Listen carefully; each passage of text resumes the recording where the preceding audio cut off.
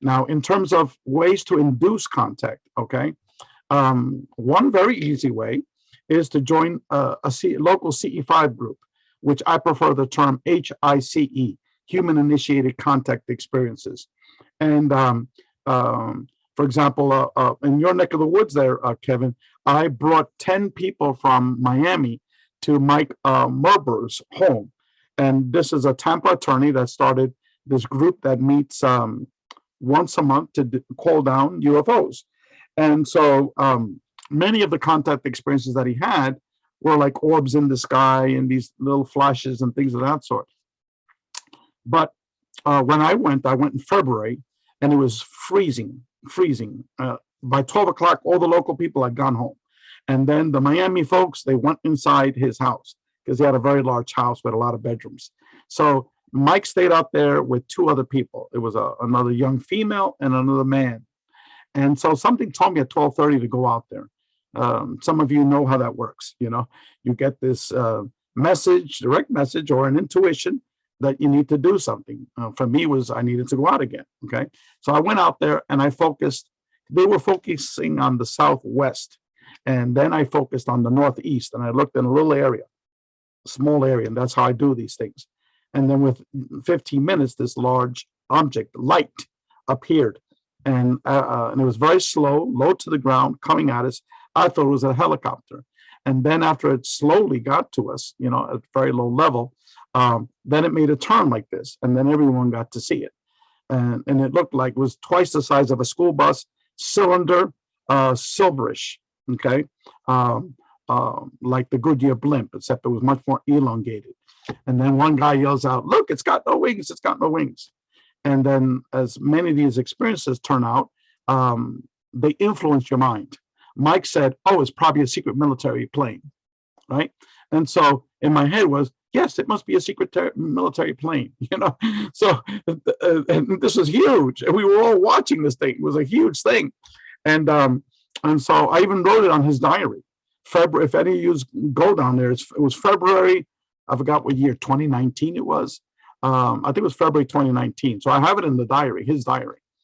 And so then on the way home, going to Miami, I never even mentioned that to anybody, right? Like 2 days later, I guess after that thought of that, this intelligence told me, "Look, kid, chill down," you know.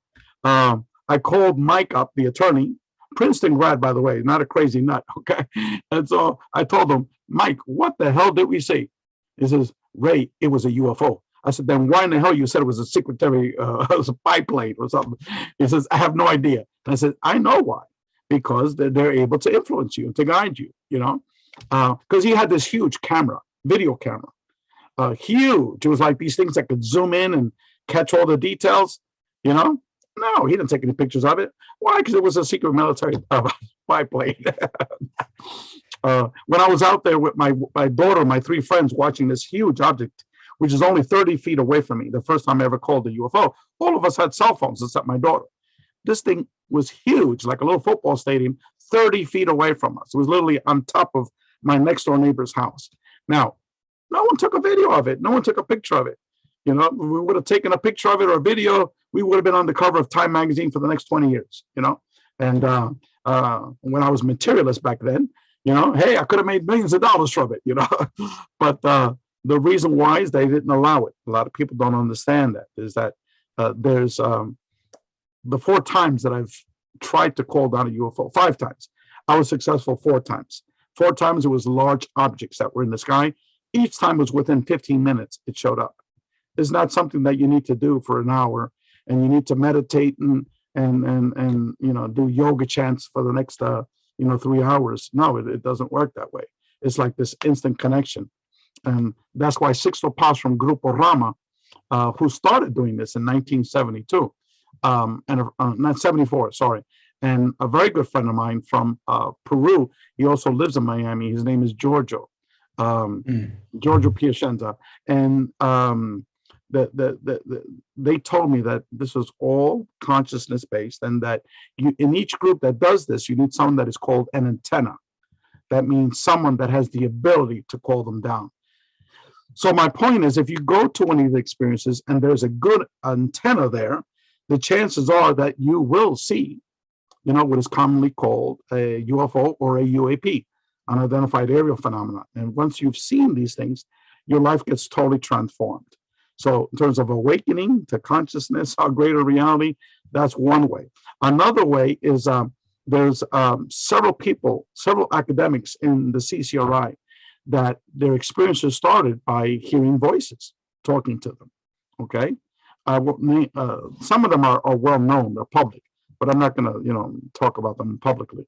But one man that I will talk publicly was a man that was quiet for many, many years. He's a professor of information sciences. He's a statistician.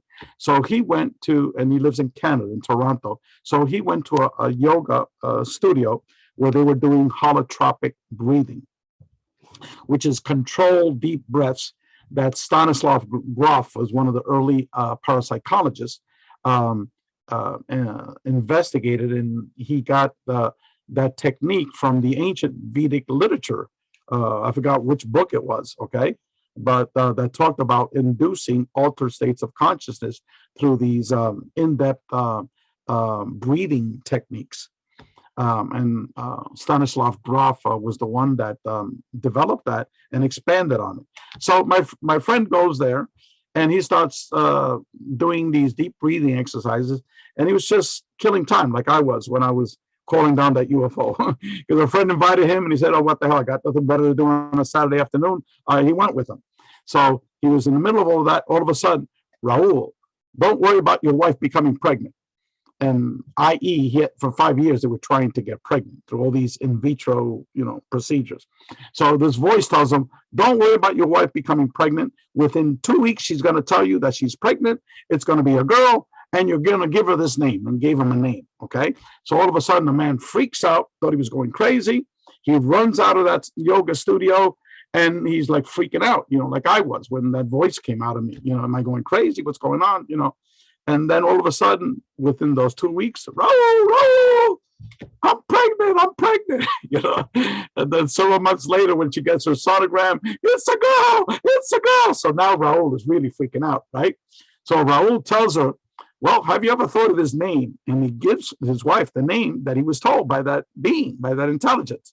And the wife goes, I love that name. Let's call her that name. I love that name.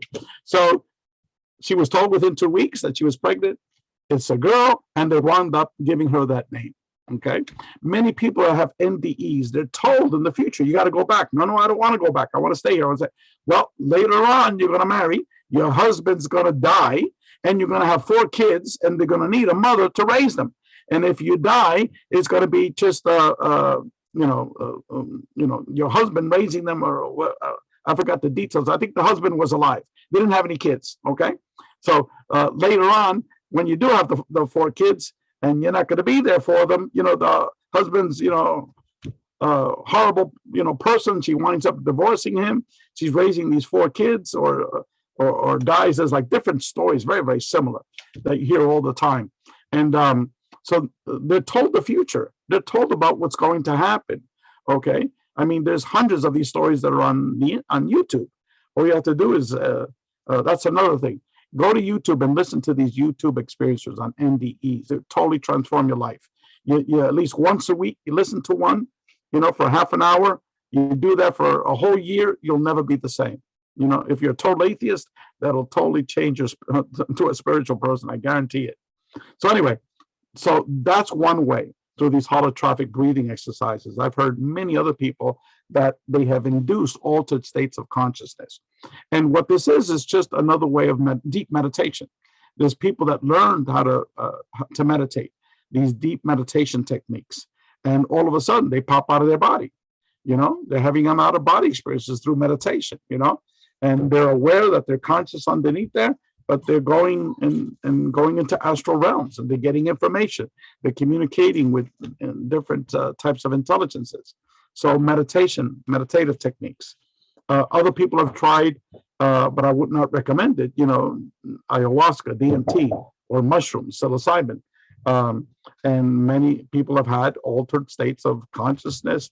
In 50% of the cases, a being begins to interact with them. And but that's not a recreational drug. but yet academic research studies have demonstrated that it can induce altered states of consciousness. And in 50% of the cases, you will be communicating with a non-human intelligence.